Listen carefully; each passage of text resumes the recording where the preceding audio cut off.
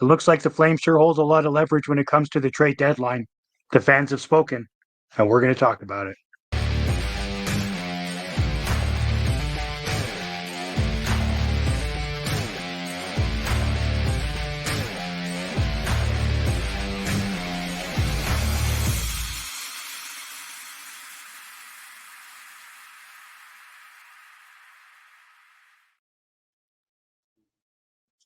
Well, trade season's here, Chris. It's pretty exciting considering, we've got Hannafin who's probably going to be on the move and Tanev who's probably going to be on the move. There's been some rumblings about Markstrom. It's pretty exciting times here in Calgary considering, Conroy wants to make the team kind of in his own shadow, and I think the fans are pretty excited about it. And I get the sense that a large chunk of the fan base is ready for some change, ready, for what we'd like to call forward progress, and just, let's get it right. Like we've been sitting here at this mushy middle for decades, and Literally. it's run its course, and so like the time is now. We have some good assets that on expiring contracts that we can potentially reap the benefit of. So, I mean, there's just no reason to sign any of them, in my opinion, at this stage. Like, let's just see what we can get for it, and just retool. Let's rebuild this, and develop ourselves a winner for hopefully when the new arena opens up. Couldn't agree more. And what's really exciting is we have a general manager who's shown that he's not afraid to pull the trigger on future deals, that include draft picks and prospects, and he's managed to pry some pretty decent prospects away from the Canucks, and some picks away from the Canucks as well, and also Yeah, still managed to stay relatively in it when it comes to picking up guys like Kuzmenko and Sharangovich as well. So it's been pretty good. I actually put out a prompt on Facebook, and you put one out on Twitter earlier, X rather, earlier today about asking some fans for some mock trades that they would think would be good for the Flames to go through with and kind of kickstart this new era of Flames hockey. And we actually got quite a few fans message us or comment and let us know. So I figured we'd go through some of them and kind of give our thoughts on them. How do you feel about that? let's do it. I'm excited. You see some outlandish requests by fan bases. Whether they're valuing players too high or whether they're looking for just incredible return and hoping that the other GM doesn't know what they're doing. And we could probably get away with that with Brad Treliving in Toronto, just because we've witnessed the fact that he doesn't seem to know what he's doing when it comes to valuing assets. So I don't know. Let's see what the fans have to say about it. All right, let's kick it right off then. We got Kelly Becker here. He says he thinks that trading Hannafin to the Bruins for Jake DeBrusk is a good idea, and get your thoughts on it in a second. I'm just going to go out and say, first of all, I've been against getting DeBrusk for years. I think he's insanely overrated.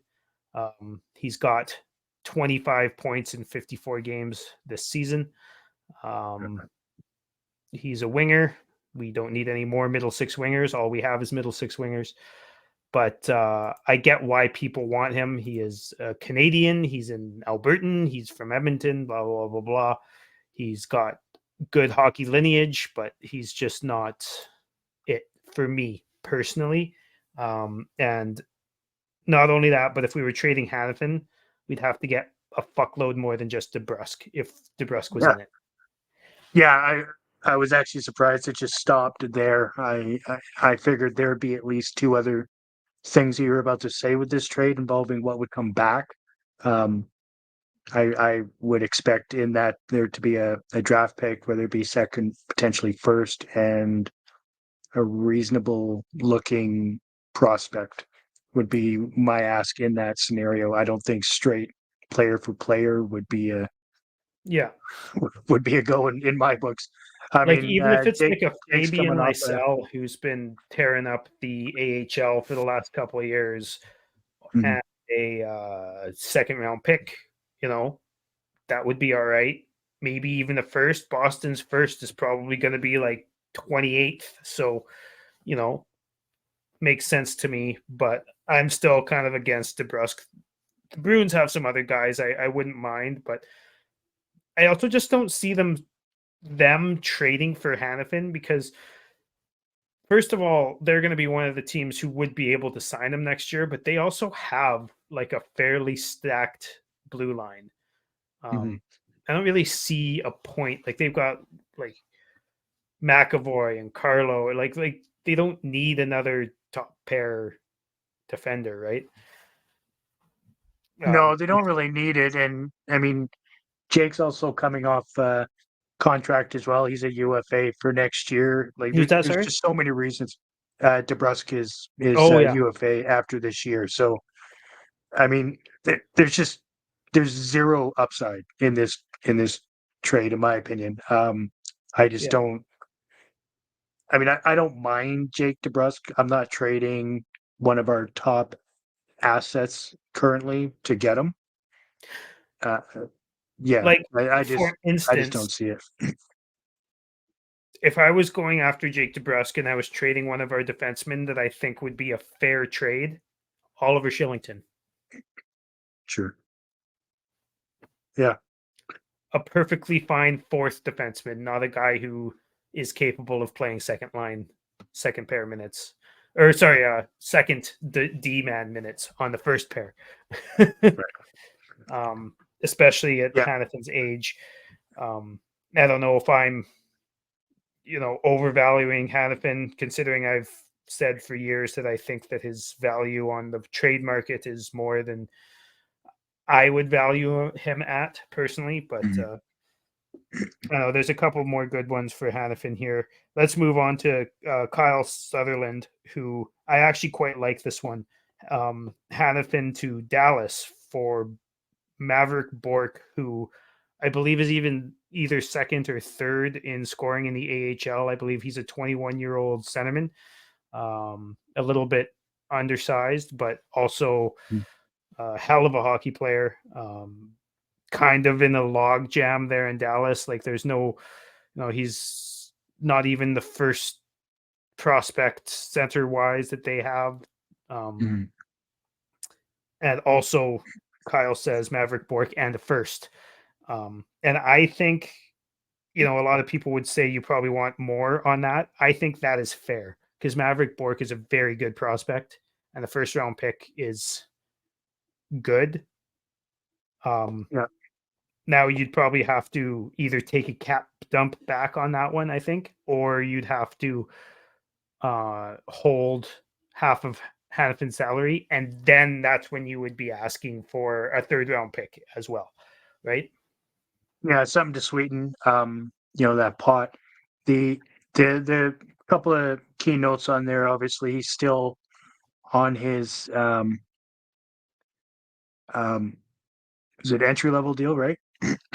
Yeah, Um his entry level contract, he's waiver exempt. He has one more year after this season yeah, at you know 894,000.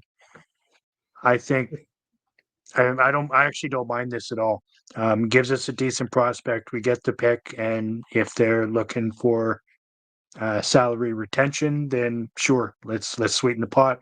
absolutely. Unfortunately, they don't have a third round pick for this year's draft, but they may not have one for 2025 either. But there's conditions on what they have there, and it's a pretty long list of what the conditions are. So I'm not going to get into it.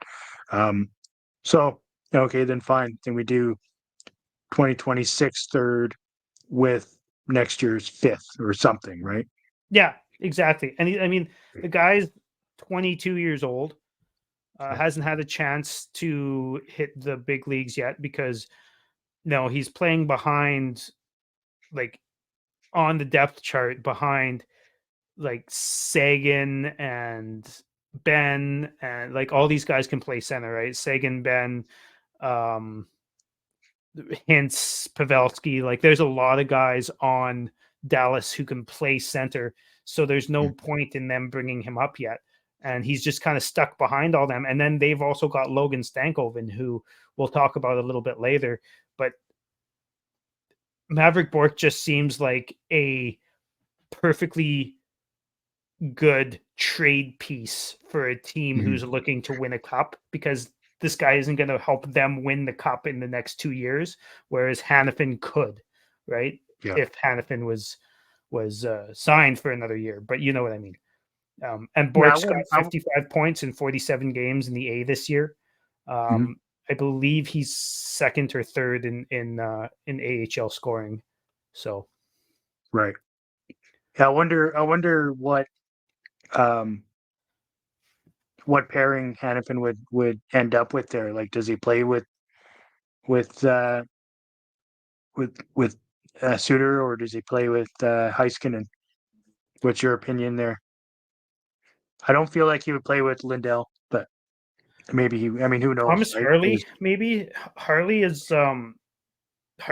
been really good. He took over the power play unit for Heiskanen when Heiskanen was hurt, and then I believe Heiskanen Mhm. also just had a baby. So, um, you know, Hannafin, there'd be a spot for Hannafin. The one thing about this is I do think they'd need a salary dump, whether it be Radek Faxa or Ryan Suter, who's actually got no move, modified no move clause. I don't know what the modified part of it is, but I do think that there need to be a salary dump, and I don't think that they really like Ryan Suter there anymore. Right. Um, I can't so, imagine. but I also Yeah. can't see Ryan Suter wanting to be traded to a spot that isn't gonna win, right? Yeah. Um, but maybe Radek Faxa or somebody else who's got a little bit of money, and then you just get more from it, right? Because you're taking on a cap dump. Hmm. Hmm. Um, Yeah. all right, let's move on. Dave Cameron. So we just talked about Stankoven. Dave Cameron says Hannafin and Tanev for Stankoven, which I I know mean, why. I know why he's saying that. It is way too much for just a prospect. I think we would need more. yeah. And we would also need to take a cap dump and hold half of both of their salaries. So I don't think it's not. I like the pieces in the trade, but I don't think that that's the trade that would happen. I think there would need to be more added to it, and there'd be a whole bunch of salary retention and probably cap dumps. I But feel let me like check. putting two defensemen in the trade like that. I mean, that would be difficult even for that'd be difficult for any team to figure out how to situate that. I mean, there's not really any teams that are on the market for two, I would think.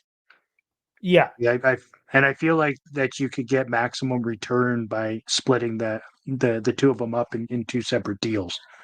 I Neither agree one with of those that. are a sweetener deal. I think they're the main piece deal. So, if you're gonna do two, maybe do Hannafin and Chillington, or even just bring somebody that's playing for the Wranglers right now in Or that sort of a deal.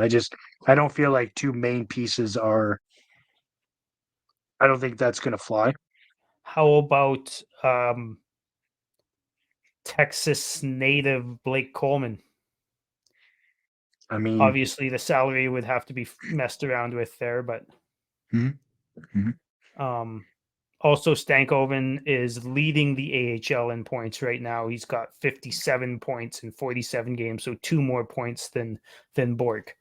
mhm. And I think Honestly, I think Stankoven is kind of off limits. But I would you think. never know, right? You just never know. The way the Lindholm trade came down, I feel like you know, maybe our players are worth more than I had originally thought. But Well, Stankoven, I I think it's unlikely. Let's just put it that way. I feel like even though the entire hockey community realizes that we have players for sale, I still think that Conroy is negotiating and trading from a position of power.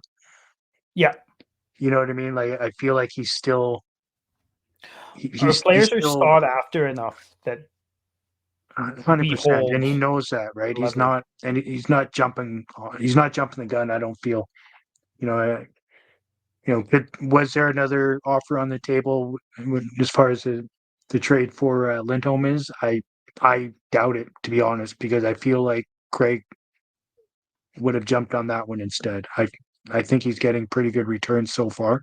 That was such a good return. I like there was probably several other ones, probably one from Colorado and whatnot, but probably Mhm. none that were anywhere near as good as Kuzmenko, a first, Brstevich, and Yermo, right? Yeah, Um. yeah. Anyways, let's move on here. Let's talk about this one. Madison Scott says Markstrom with some retention for to New Jersey for Dawson Mercer, Alexander Holtz, and a first round pick this year. Um, Interesting. I do you want to go first on this one? I think that's an overpay, but On New Jersey's part? yeah. Yeah. Um, if Craig can pull that off, then hallelujah. Um, So I feel like it's a big one, but what I want to say about this is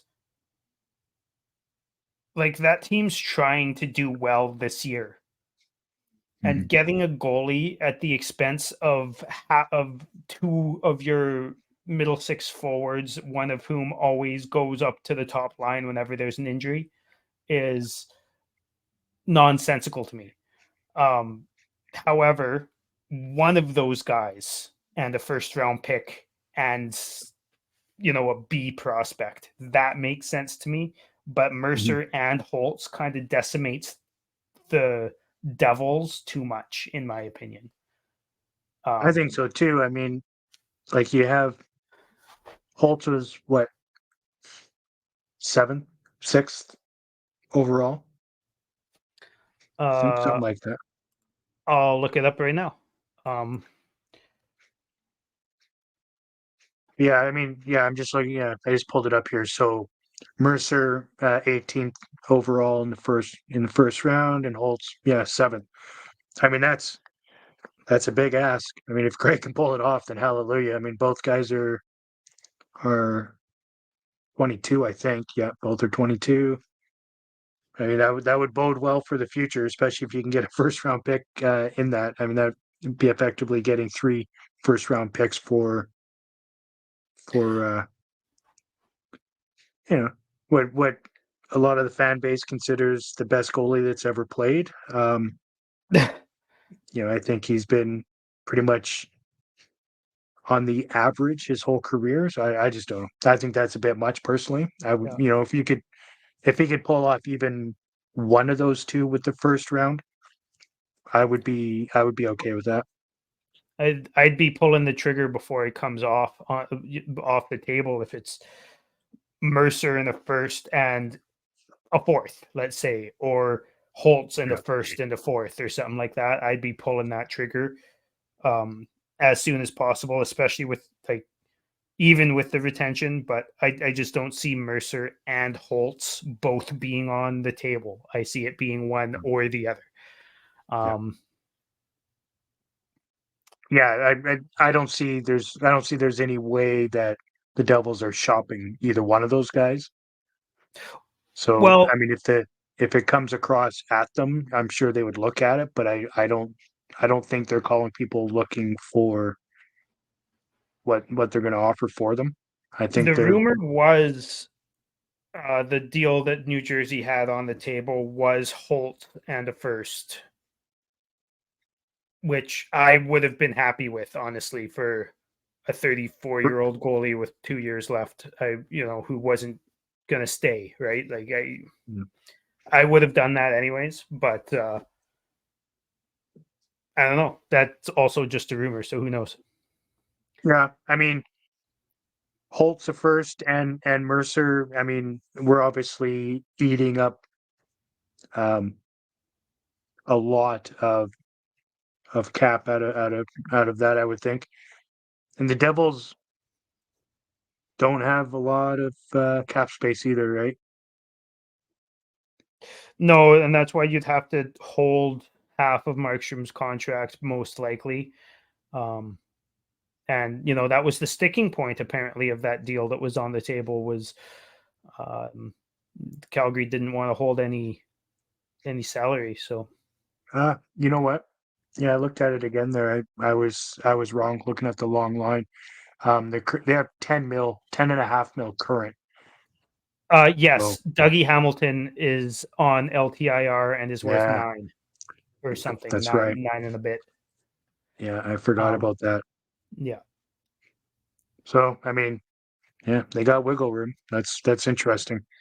yeah. Okay, let's move on here. Our buddy Matt says Tanev for Toronto's first. He says that he thinks that we can wait out Tree Living to get that first round pick. Obviously, you'd have to hold half of the salary. Mhm. I think obviously if you can get the first round pick for Tanev, you do it. No matter whose first 100 it is, you just do it. 100%. Yeah. Yeah, yeah. If you can get a first for Tanev, I mean, I think personally there's a market for that with a number of teams, but yeah, and to be honest, when it comes to a first round and a Chris Tanev, I think you already know it's going to be 20 or later, which is which is fine. Yeah. No, I totally agree. Well, I mean, Ottawa apparently has been in on them on him, so I don't even know what they would want. But all right. Matt also says Matt has 3 here, so let's talk about. He says Hannafin to the Panthers for Lundell and second round pick that could be a first if they make if they go far in the playoffs, depending on how far it is. I can't remember what he said exactly, but um, now the one thing about that, there's a snag on this one because Florida's next 2 first round picks are all caught up in the Ben Sherratt trade and the Claude Giroux trade. They're all on conditions right now.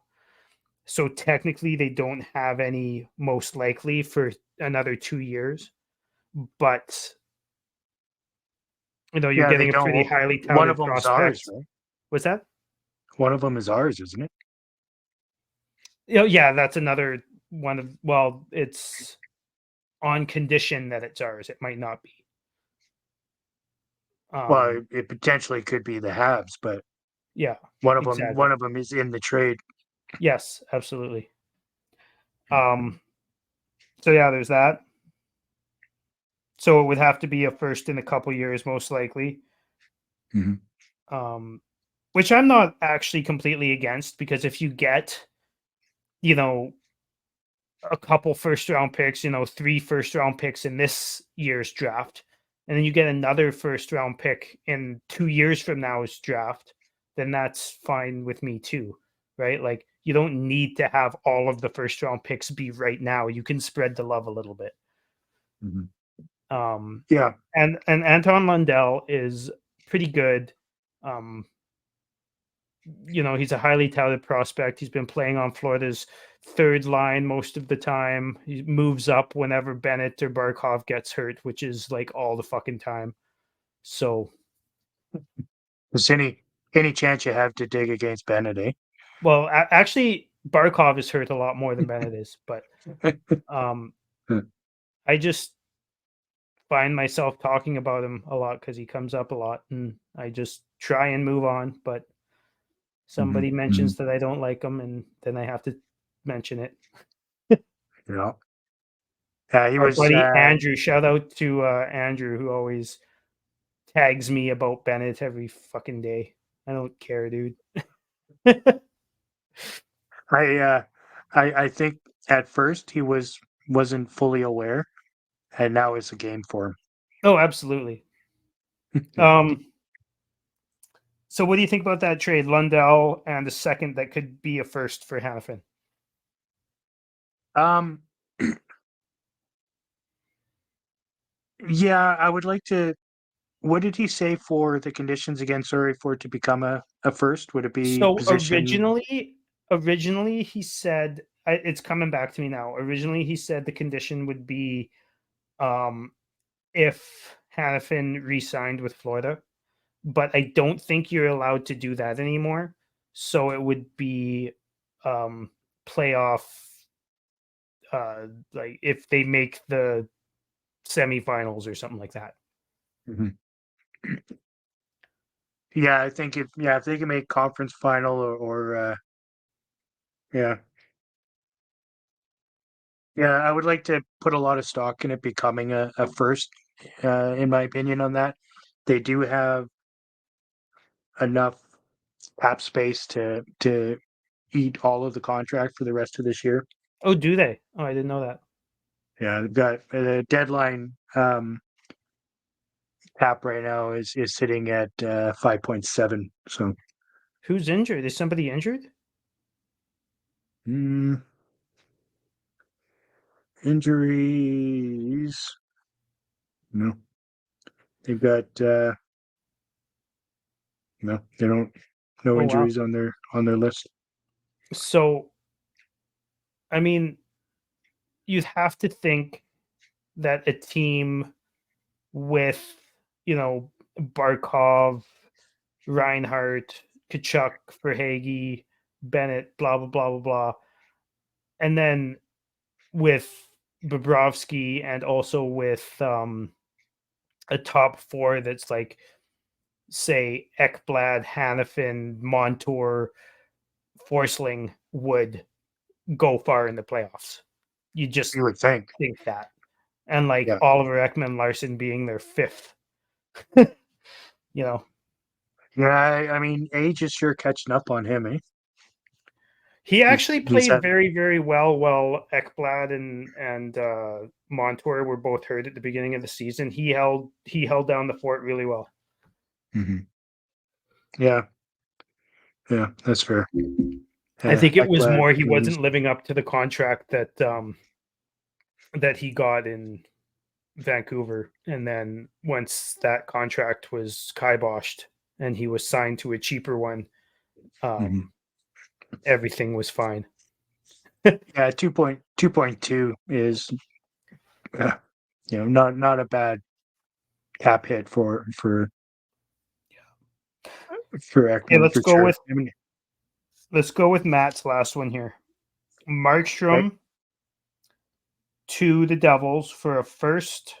Alex Holtz, who we talked about earlier. Vitek Yeah. Vanacek, which would be the goalie coming back, um, and a cap dump, and Mhm. Kevin Ball, who is basically a prospect who's been playing in the NHL for the Devils. He's a fairly large man, NHL caliber at this point, like bottom pair caliber, but he's a young guy. Mhm. Um, Again, if you're getting a first, a prospect, and a roster player for Markstrom, you're fucking doing it. 100%. Yeah, Yeah, and Ball has another year on his contract. Um, ELC. nope. Nope. How No, old he's is he? 23. Okay. Yeah, he's 23. Yeah, I mean, yeah, one mil for another year, and then he's an RFA. Um, So he's still under yeah. team control. hmm Yeah. Do it. Pull the trigger. Yeah, I mean, obviously, I pull the trigger on that. I mean, if you're going to include a first in anything when it comes to Markstrom right now, I'm saying do it. Mm. And if you can get a couple of decent looking prospects to come with that, then hell yeah. I couldn't agree more. Hockey games move fast. But with DraftKings Sportsbook, an official sports betting partner of the NHL, you can score faster than anything happening on the ice. This week, new customers can bet $5 and get 200 in bonus bets. Download the DraftKings Sportsbook app with code THPN. New customers bet just $5 on the NHL and get 200 instantly in bonus bets. Only on DraftKings Sportsbook with code THPN. The crown is yours. Gambling problem? Call 1-800-GAMBLER or visit www.1800gambler.net. In New York, call 8778-HOPE-NY or text HOPE NY 67369. In Connecticut, help is available for problem gambling. Call 888-789-7777 or visit ccpg.org. Please play responsibly on behalf of Boot Hill Casino Resort in Kansas. 21 plus age varies by jurisdiction. Void in Ontario.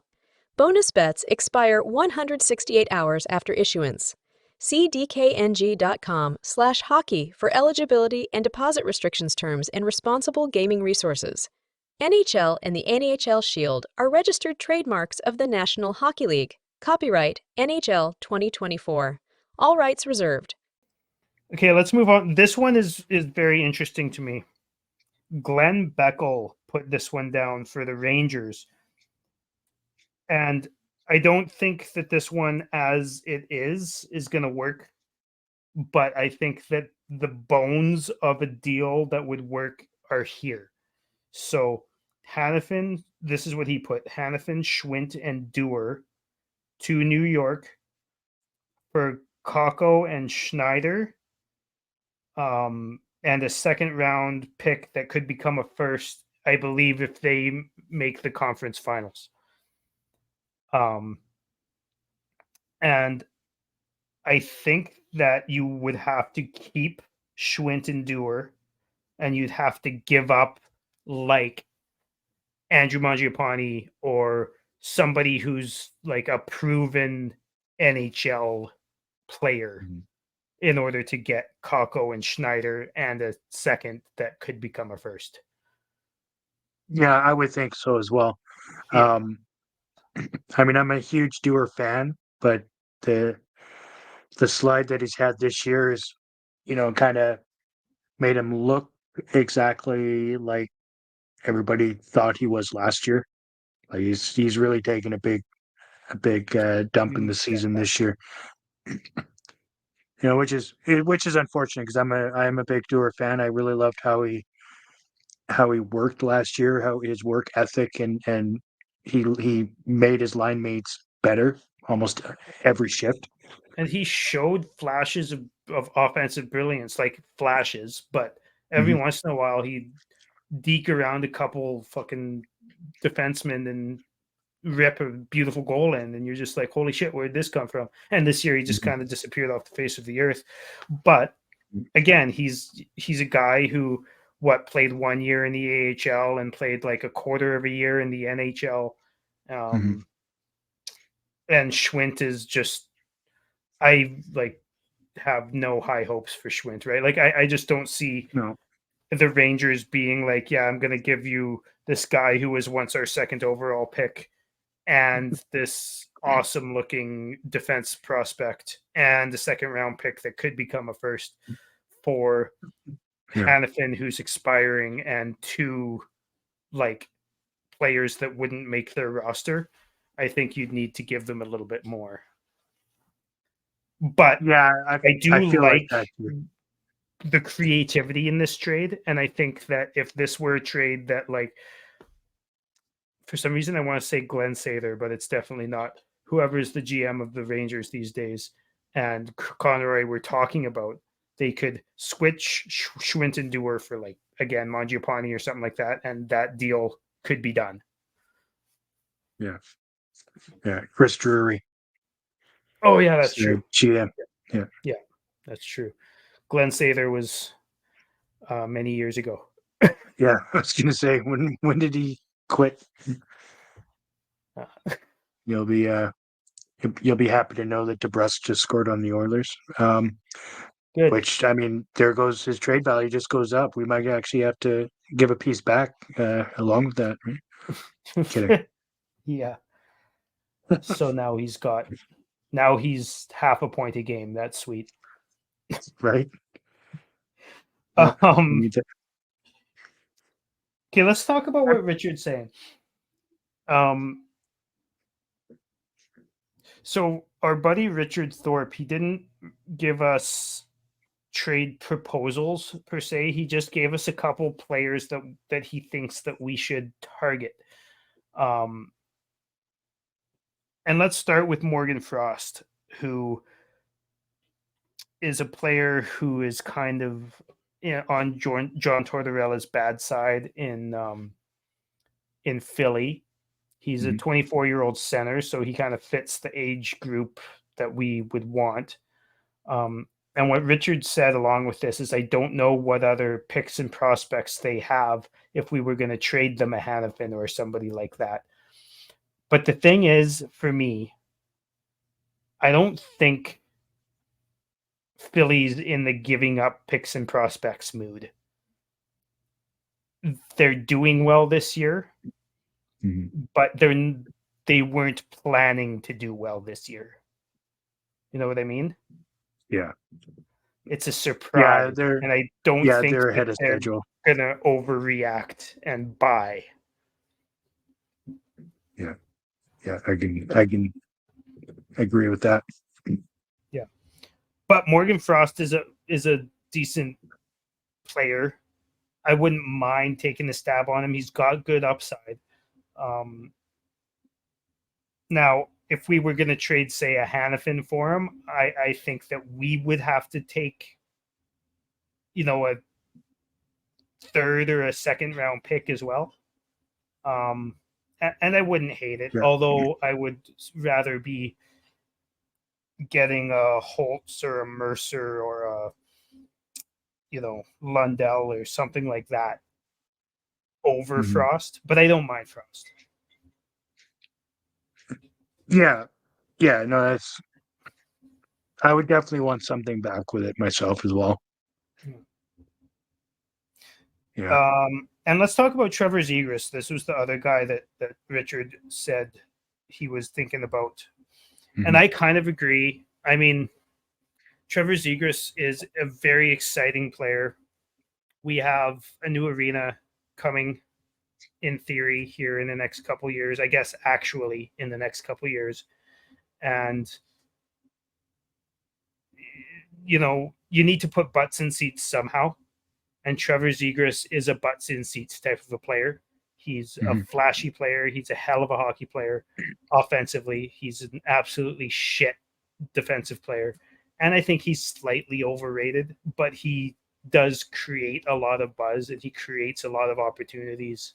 And he has those fancy moves, right? Those fancy moves that we've never had in Calgary, other than, I guess, Kachuk had the between the legs, but he never had the lacrosse or the flipping over top of the net or anything like that, right? Yeah. And he's missed a lot of games. He's missed a lot of games this year due to injury. He's still on IR right now. He's been on and off all year. Yeah, he really has. My thing with Zegras, he intrigues me as a player. I like him as a player. I don't like him as an individual, as a person. I just find him to be extremely arrogant, which, in my opinion, and I'm sure you can list a few off for me to correct me, but I just don't feel like there's anybody in Anaheim that either can or has been successful at teaching him how to be a professional. Teaching him how to carry himself properly like a professional, like he's representing a team and a league.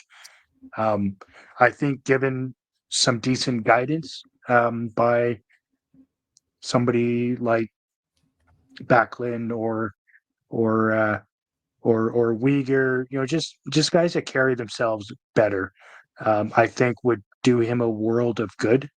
Some And actual leadership. exactly, I think that would get him more grounded on the ice, and I think he would reap the benefits. I also feel like he needs a change of scenery. Um, Anaheim's been kind of in this retool mode for a while now, and I feel like they're not any further ahead than they were 2 years ago, 3 years ago. They kind of they're like a roller coaster, up and down. They look like they're getting there, and then they take two steps back, and then Yeah. I feel like somebody with his creativity and his type, I think he would benefit from going to a team that looks like they're aggressively trying to retool while still being competitive, and I think that would help him. I think that would help him shine. I think he would appreciate the fan base with how loud they can be with certain players and certain levels of excitement for things they can do on the ice. I think honestly, I think he needs a change, and I wouldn't hate moving pieces out to get him. Um, I just don't know what Anaheim would be looking for. Like, are they looking to get in, bring in any more defensemen? Probably, right? I mean, when Fowler obviously is a decent defender, but when your second guy is Gudis, I feel like you're probably in the market for a defender. Yeah, and like I don't know if I mean, Tanev wouldn't want to sign there long term because I he's couldn't looking see to it. win. But Mhm. again, like maybe a Hannafin signed long term would give them, you know, whenever they get better, he'll be there to help them contend Mhm. or whatever, right? Sure. Um, and I have heard that Zegras is on the trading block, but I don't. I like. I have a really hard time with a value on him because I So do I. feel like he's going to be valued so high that it's going to be unattainable for any price that's not going to piss us the fuck off. Probably, and I mean he's got another 2 years on his current contract over this year. Isn't I it think like part 5 mil or something? 575, Yeah. and I feel like potentially a lot of what's happening with him. So I think they signed him to too much too quick. Yeah. Well, Um, they held out because he was asking for more and they gave him a lot less than he held out until like I think the last game of preseason. Oh, was want that to say? was that this year that contract was signed? Yes. Which is I also mean, probably why he didn't start off too well and then got hurt because he wasn't in shape, like mhm. Yeah. I mean he's 22. I think that I don't know. I don't think I would have paid him that yet as an RFA. yeah. But I mean that's just me. I tend to go on the lower side and you know give you the opportunity to prove yourself. But Yeah. I mean No, I no, guess they gave him a bridge deal for 3 years. But I mean still, I think that I don't know. I don't know. His contract kind of bugs me a little bit. But I mean we know he can be dynamic, right? So and that's whether he gets something back to this that team once is he gets missing. out of his injury woes that he's going through right now, I mean, who knows, right? Um, yeah, he's got arb rights and everything at the end of his contract. Like yeah, I mean, there's red flags with the player, there's red flags with the contract, but I think given it a um, different city to grow with, I think he would be a decent pickup for the Flames. Yeah. Yeah. again, as long as it's not too much of a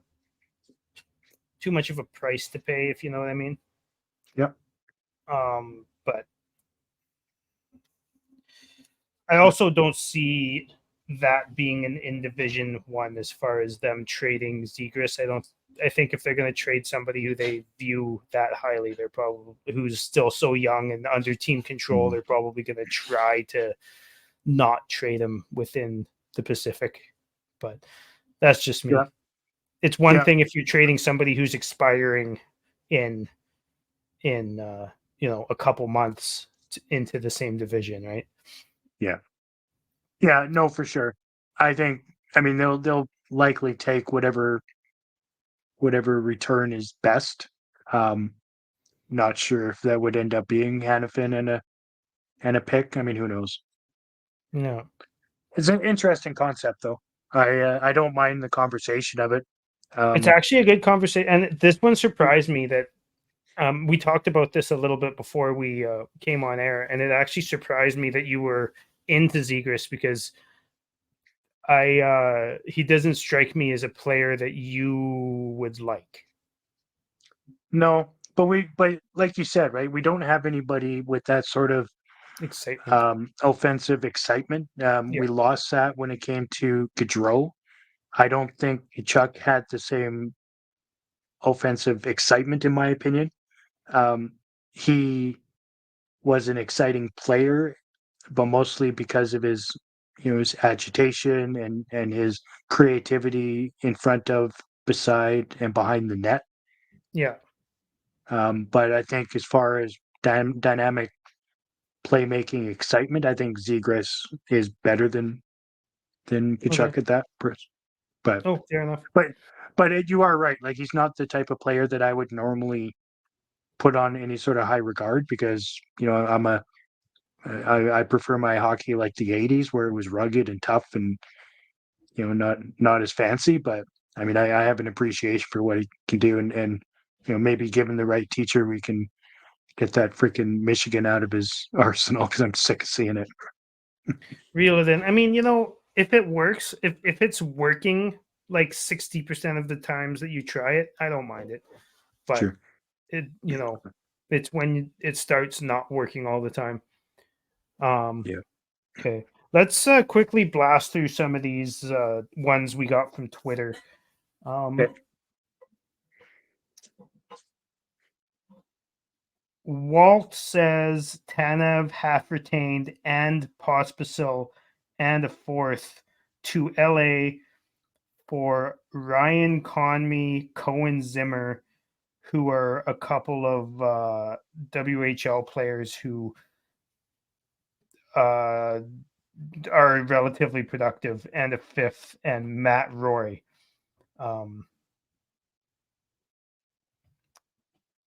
I looked up their Hmm. stats. I can't really say much about those two prospects. Matt Roy is a fine fourth or fifth defenseman, I guess. Mhm. But this one doesn't excite me all that much. And I don't really want to be getting rid of Pospisil. I know that this guy is just from the interaction I saw on X there, he seems like he's been trying to shop Pospisil around to everybody because I probably worried about his health and probably worried about it being a flash in the pan or whatever. Mhm. Yeah, and I can See why. understand that. Um, I still think that that's too much for us to give for that kind of return. It just seems like a couple of random players. I can't really comment a whole lot on this one because I don't know those players. No. They're relatively productive in the WHL, but meh. Exactly. Yeah. Okay, let's do this one from Mungcool or Muck Muckcool on X. Um, Tanev to Dallas for a second that can become a first and a fifth, and Calgary native Chase Wheatcroft. who is also, I believe, in the WHL and been ripping it up. Yeah. Again, I think if you're getting a second and a prospect, or if you're getting a first for Tanev, you're doing it, period. Mhm. So, Mhm. yes. Yep. Yes. Also, I think there's too much emphasis from some people being put on trying to go after Calgary natives. Go back to the whole Matthew Phillips thing. I don't fucking care. Yeah, I don't care where you're from. What can you do for the team? Yeah, exactly. But that being said, he seems like an all right prospect, and if you're getting that prospect along with a second or a first and a fifth, then yes. Yeah, Um, exactly. and this guy also says this one really intrigues me actually.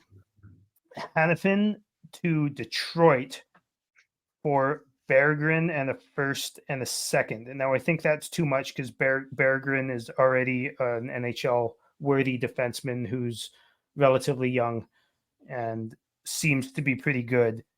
Now I don't think a first and a second, maybe just the first. I would do that. I don't think Detroit is in the selling mood either, or sorry, in the buying mood either. But if No, they but are, they're getting right up there and getting ready to start competing. yes. Um, And if Hannafin comes with an extension, then yes. Right? Yeah. And I wouldn't Yeah. mind Berggren either. No, I wouldn't mind him either. Yeah, that to me that seems like a pretty good trade for I'd Calgary. do it. Not saying that it's a bad trade for the Detroit. Wings, but I mean, yeah, I mean that one intrigues me. I like the picks coming back on that, plus a reasonable prospect. I think that screams exactly what we want. He's on the entry level. He's got one more year. Or sorry, he's RFA at the end of this year. What's his size? He's big, isn't he? Probably. Or does he just sound big because his name's Berggren? That's probably what it is. Yeah, he's 5'10". Okay, never mind then. Yeah. But another Swede. But it looks like we're trying to trade away our Swedes, so that means nothing.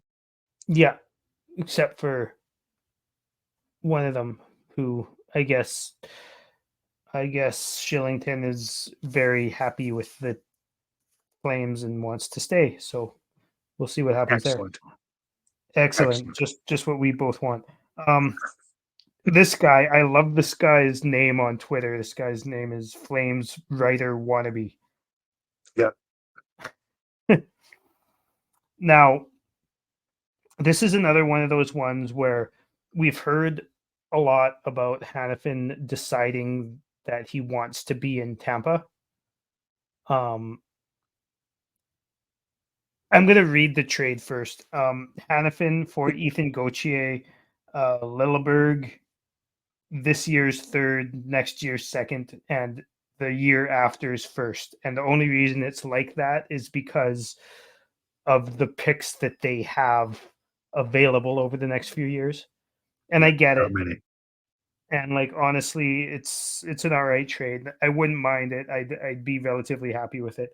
But you're forcing Hannafin to a team because he wants to be there. He says he doesn't want to be in Calgary. I don't give a fuck where you want to be. Yeah, Tampa doesn't give a fuck where you want to be. Yeah. You're forcing something that doesn't need to be forced. I just don't see Hannafin ending up in Tampa at all. I don't see even it if he happening wants either, to be. because I don't feel like they're going to be willing to give up too many of their prospects because their pool is kind of shallow.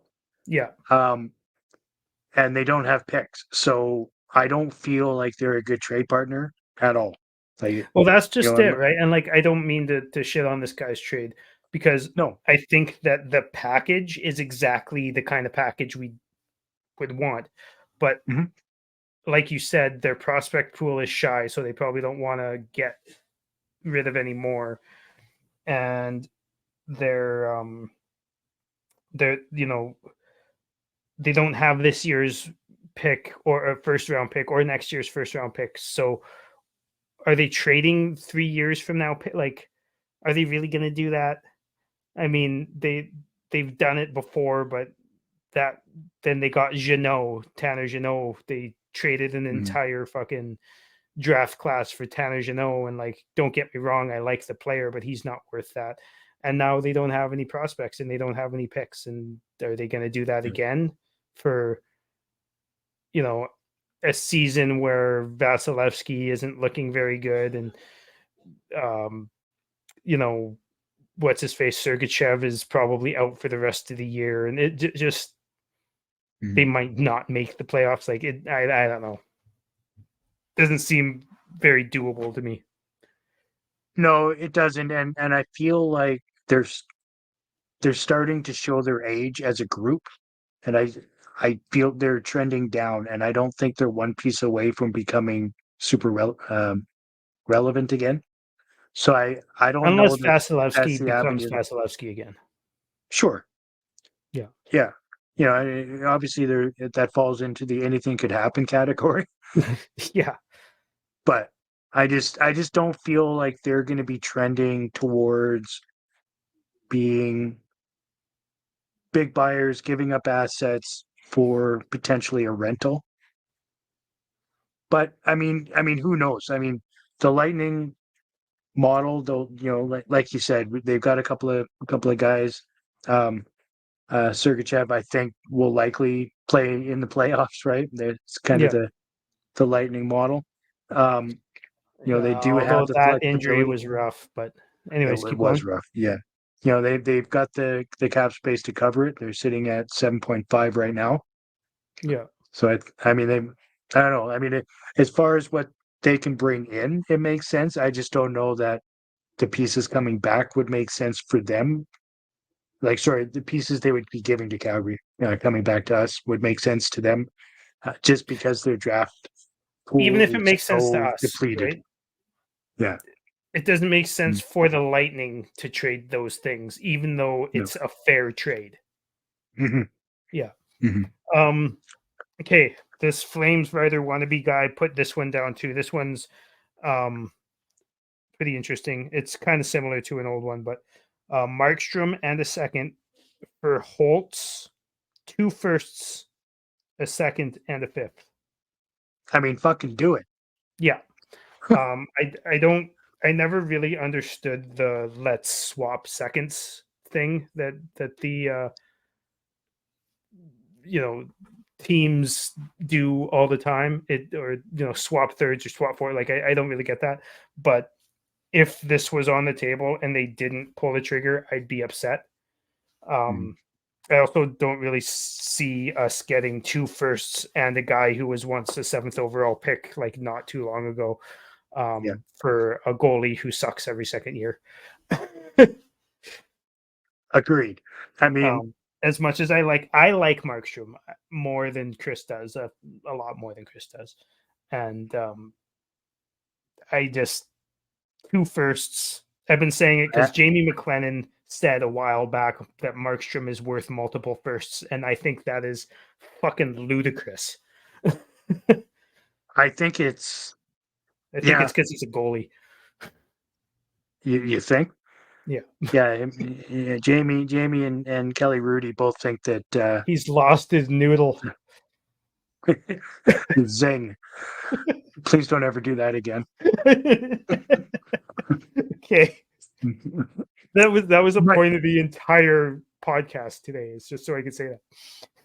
Did you write that one down? You've been waiting for your time to bring up noodles? No, actually that one just came right off the top of my head. I'm so sorry. I don't buy that for a second. Don't buy that for a second. But go ahead. If Craig can pull this one off, then you know what?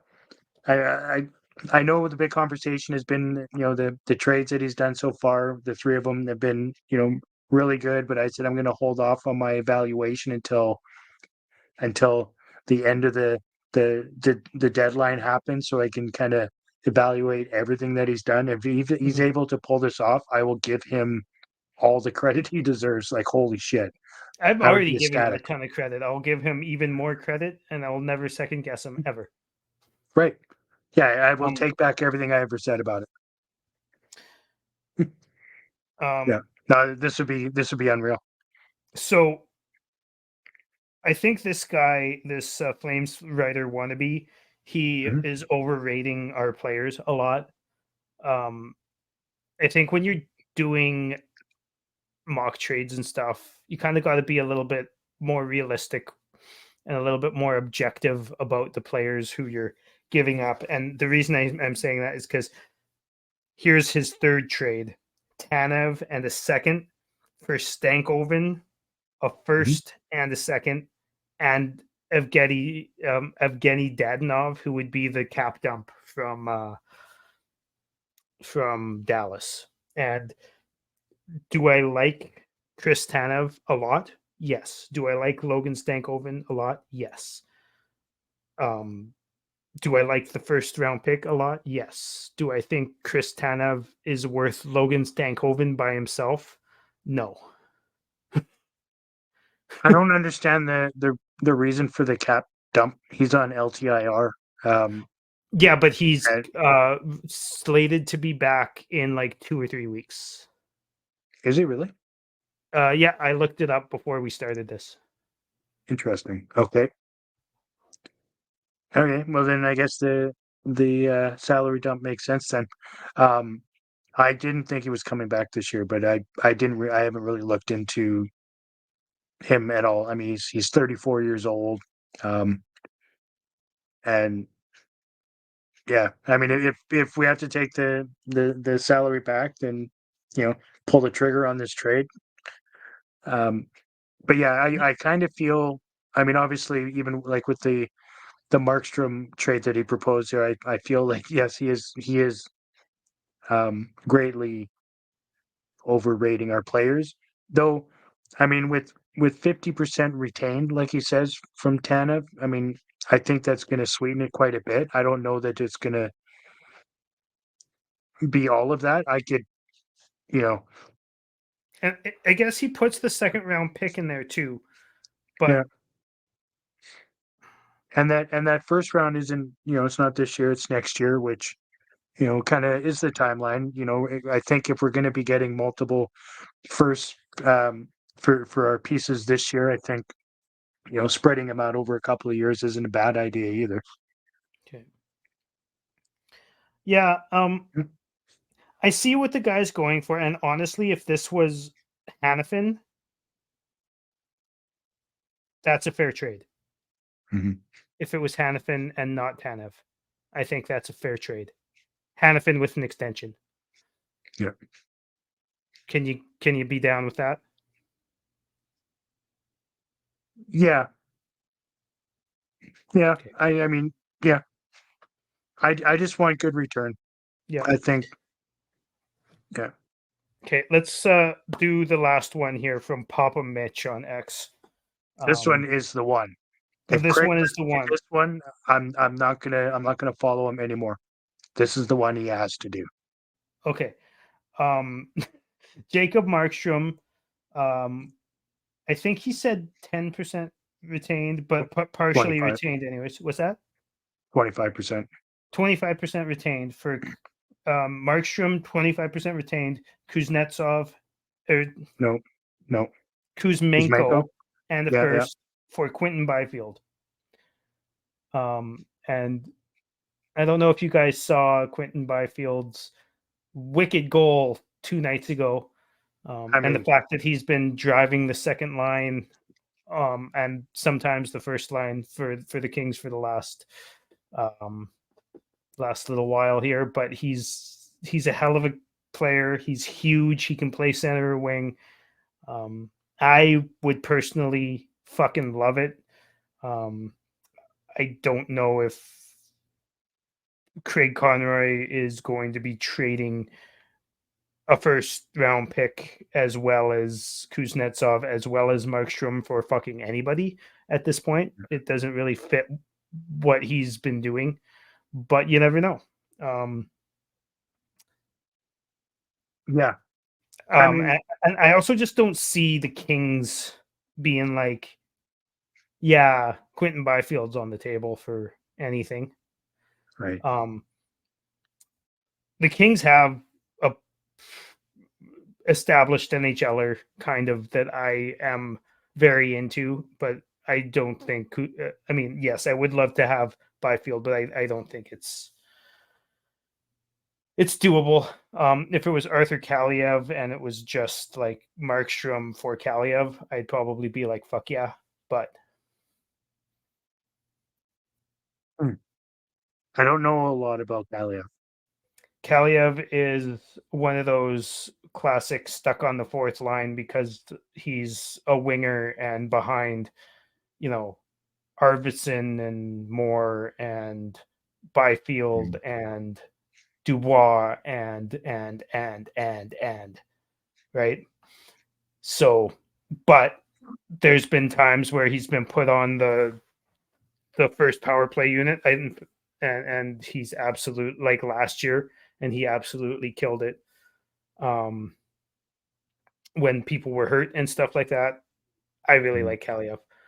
Kaliev and Turcotte from the Kings are two guys that I would love to get. And Kaliev's kind of reminds me of Sharon Govich, where it's like just grip it and rip it, you know, just rip one timers over and over. I mean, we've been wanting shooters for a while, so Yeah. you know, I can get on board with that. What do you think Byfield contract looks like next year? Is it next year? Yeah. Let me look up his stats because I haven't actually seen his full stat line in a couple weeks.